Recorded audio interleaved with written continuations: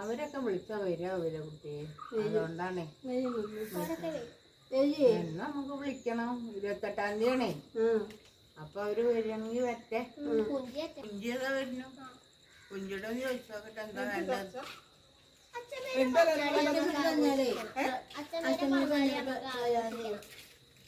പിറന്നാള് കഴിക്കണം. എന്നിപ്പോ കുഞ്ചി അഞ്ച് വന്നിട്ട് ചോദിക്കാനൊക്കെ നിൽക്കണം ആരൊക്കെ വിളിക്കണമെന്നൊക്കെ.